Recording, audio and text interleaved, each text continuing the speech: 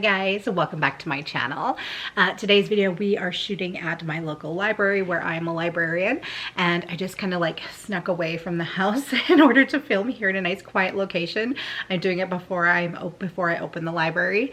I just came early so that I could film, so that it'd be nice and quiet, because you guys know you guys are always hearing my kids screaming in the background, my dog jumping around.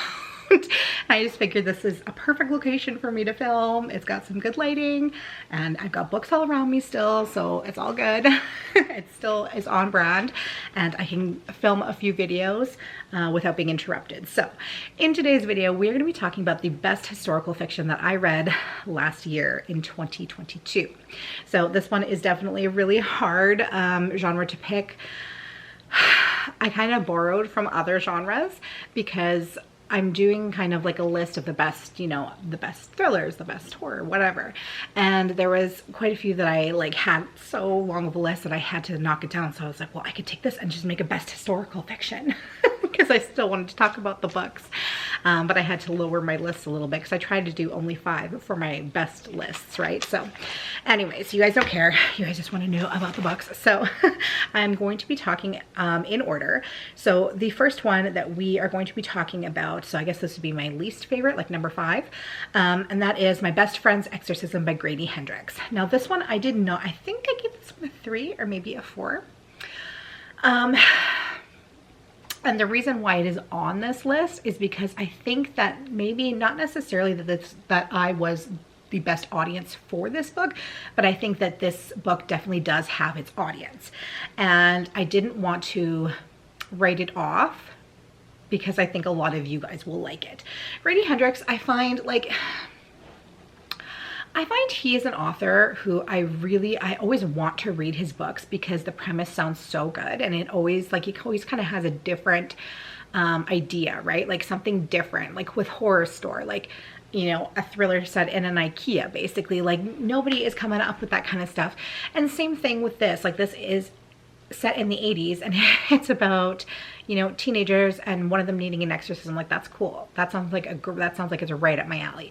But I always find his execution lacks a little bit with me, but that is kind of more of a personal thing. Like, Grady Hendrix is a widely popular author and his books definitely have their followers, and there's definitely fans for his books. So that is why I'm putting this on here, because I know that it might not have been a 5 for me, but I'm sure it will be a 5 for a lot of you. So basically we have this, it's set in the 80s, and we have these 2 best friends who end up kind of being forced to be friends in the beginning. There is a roller rink situation first, like in the beginning, first chapters. There's a birthday party. It's happening at the roller rink. It's like extremely nostalgic and I absolutely love it. That is the one thing that I really enjoyed about this book is set in the 80s. I love things that are set in the 80s and the 90s. And so we kind of like, we get the backstory of these 2 girls' friendship and like how close they are. So they end up, you know, this one girl ends up being forced by her mother to come to this other girl's birthday party. She ends up being the only person there, and they end up having a blast together, and they become inseparable after that. And, you know, it kind of flashes forward, and then the girls are teenagers, and one of them is becoming possessed, or so the other one thinks. The other one is thinking that there is something going on with her friend and that she's possibly being possessed, and she's trying to get her friend help without people thinking that she's crazy and actually being able to get her help. So it's definitely it's a thriller. There's also like some comedic aspects to it. I would say it's, in some spots, are scary. I listened to the audiobook version of it, and there's definitely some spots where there's like a demonic voice talking that is scary. So I'm just gonna say that. If you're looking for a scare, probably listen to the audiobook. If you don't want it to be as scary, then physically read it, because then you probably won't have that scary voice going on in your headphones. So I will say that. So the next book that we are going to talk about is The Year of the Witching by Alexis Henderson. And this one I enjoyed so much. I really love books that take place like in the 1800s, and it's often like a, you know, like a puritanical society. I love that. And especially like this is a witchy read. So like this is all just set up for my perfect book, right? And I just love books like that. It's right up my alley. There's a few different things going on in this book. So I do want to read you the synopsis for this one. as I feel like I'm not going to do it justice as I'm talking about it.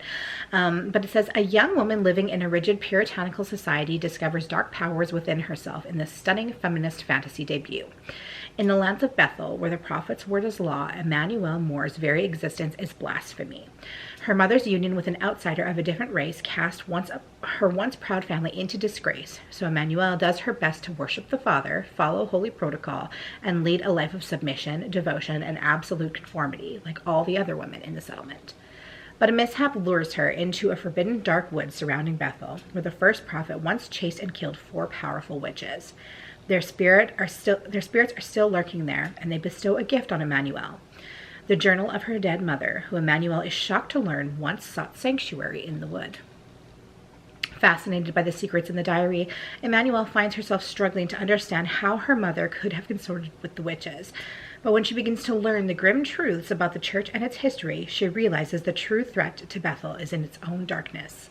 And she starts to understand that if Bethel is to change, it must begin with her. So, you guys know I love witchy reads.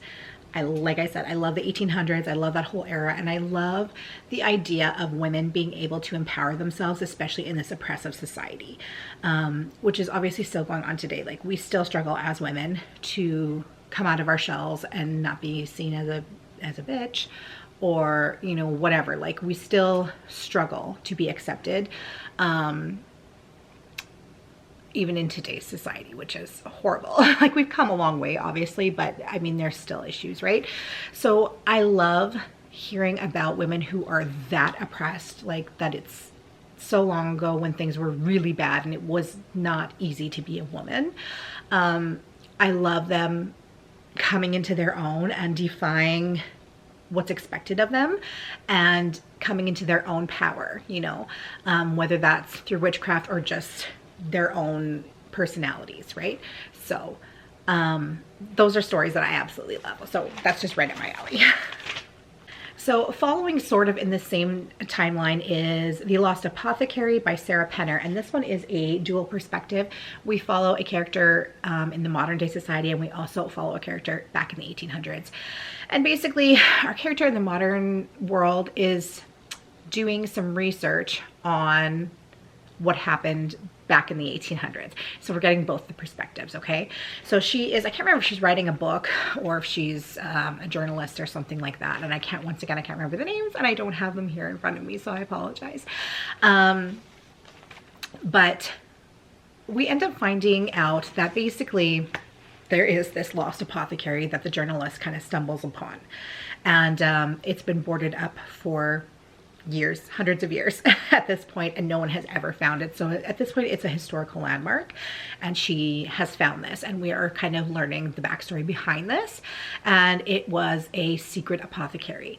And back in those days when, once again, like what we just talked about, when women, it was hard to be a woman, and a lot of times in marriages, you know, women were suspected to be subservient, and a lot of times they were extremely abused mentally, physically, sexually, emotionally, every way possible. And so there was an apothecary that was devoted to helping women escape these sort of situations, even back in those days.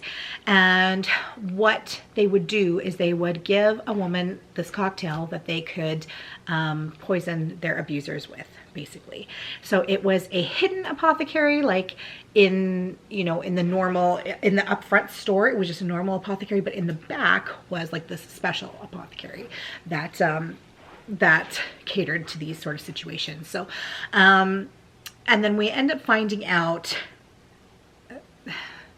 the apothecary ends up being shut up and boarded up for a reason, and it's because the person that owns this had to end up like going on the run, and we find out what all led to that. Really, really, really good book. And once again, just kind of the whole idea of like women supporting women and helping women through really hard times like that.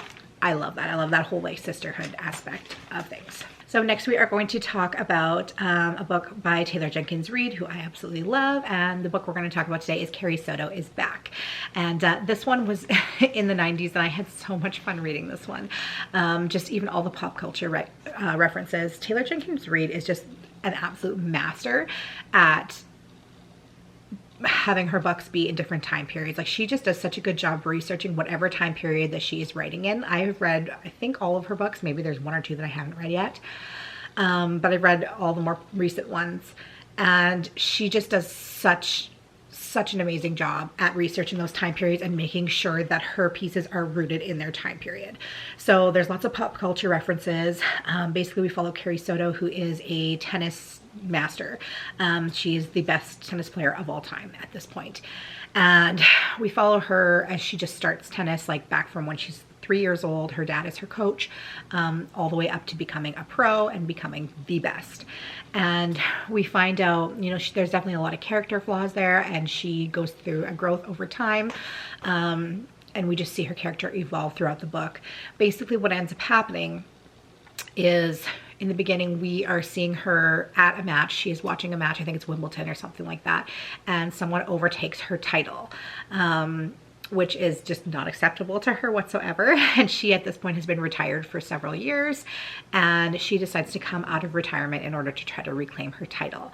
And we just see the aspect of her where she is just so driven to a fault. And she just has to be the best. So she cannot stand if someone else has come and taken her title. She needs to get it back. So we follow her starting to train again, and how difficult that is, coming out to be now a middle-aged woman trying to train to be the best again in tennis. So this is not a book that I would typically pick up, but I read anything by Taylor Jenkins Reid, and this was no different for me. I absolutely loved it. The character growth, like I said, just the whole setting of being set in the 90s, that's just so much fun to me. I really enjoyed that. Gives me some nostalgic vibes, and I really loved it. The last book that we are going to talk about is Stalking Jack the Ripper by Carrie Maniscalco.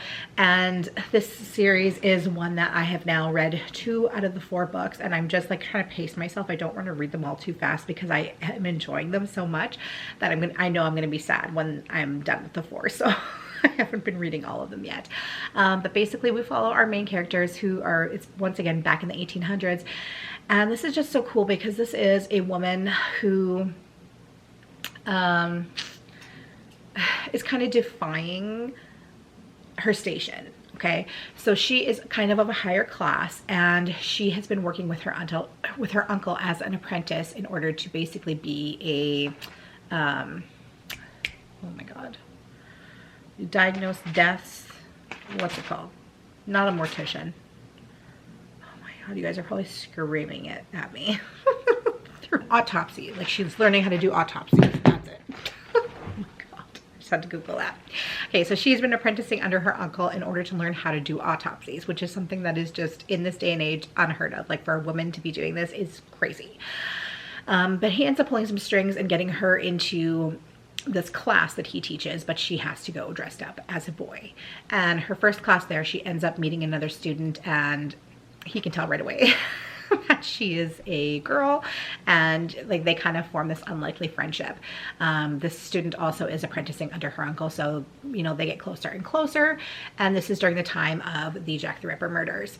So they end up having to do a lot of these autopsies on these women who Jack the Ripper is murdering, and they end up kind of trying to find out together who is responsible for this. And through this series of events, they end up getting closer, and they end up investigating, like in further books, they investigate like Dracula murders, and they just go on to different adventures in subsequent books. But I really enjoyed this one. I have said in the past that I don't feel like this book was truly rooted in its time, just as far as the conversations go, and maybe like the dialect, like the wording that is used when the characters are talking to each other. A lot of times it does sound like it's like modern day conversations. So that's one thing that I will say. It's very hard to do when you're trying to, as an author, set something in a different era. It can be very difficult to do because obviously you didn't live in those eras. So it's hard to find out like how people would talk and to be able to keep your story rooted in that place. But regardless of that, I enjoyed it so much, and it was probably #1 pick for historical fiction this year. So anyways, you guys, those are the top 5 historical fiction books that I read last year. Let me know in the comments down below if you read any of them, and thanks for hanging out with me. I will see you in my next video. Bye!